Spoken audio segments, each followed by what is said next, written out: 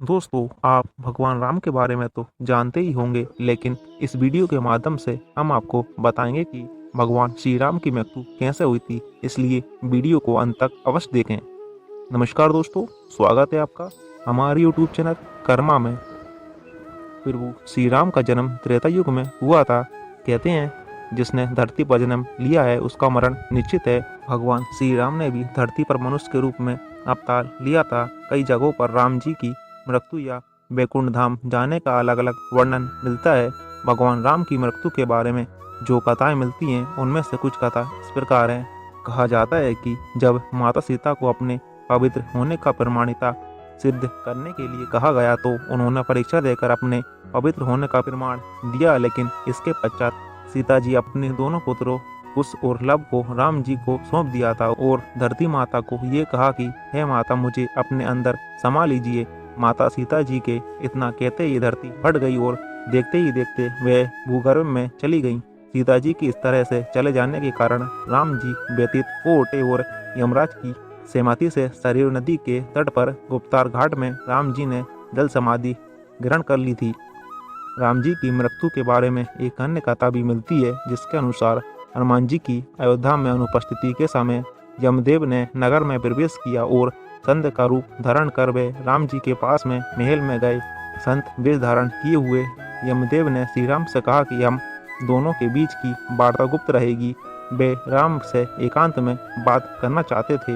यमराज जी ने राम जी के सामने ये शर्त रखी कि यदि हमारे वार्तालाप करते समय हमारे बीच कोई आया तो द्वारपाल को मृत्युदंड मिलेगा। राम जी ने वचन दे दिया, लेकिन उस समय हनुमान जी वहां उपस्थित नहीं थे, जिसके कारण लक्ष्मण जी को द्वारपाल बनाकर खड़ा किया गया।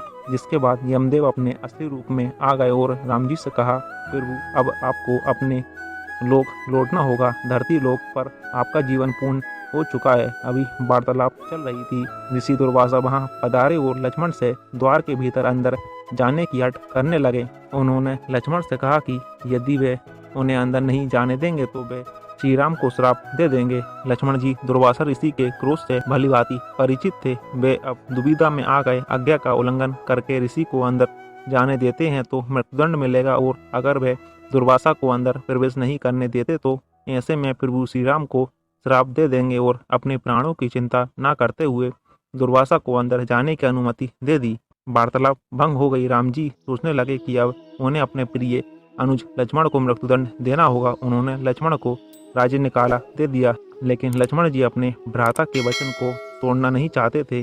वचन को पूरा करने के लिए उन्होंने सरयू नदी में जल समाधि ले ली। लक्ष्मण के सरयू नदी में समाधि लेने से राम जी अत्यंत दुखी हो गए और उन्होंने भी जल समाधि लेने का निर्णय कर लिया। माना जाता है कि जब राम जी ने सरयू नदी में जल समाधि ली तो उस समय हनुमान, जामवंत, सुग्रीव, भरत, शत्रुघ्न आदि सभी लोग उनके साथ वहीं उपस्थित थे। श्री राम जी ने सरयू नदी के अंदर समाने के तत्पश्चात नदी के भीतर से भगवान विष्णु प्रकट हुए और उन्होंने अपने भक्तों को दर्शन दिए। इस प्रकार से राम जी ने अपना स्थूल रूप त्याग दिया और अपने वास्तविक स्वरूप अर्थात विष्णु जी का रूप धारण किया, और इस तरह से राम जी ने वैकुंठ धाम की ओर प्रस्थान किया।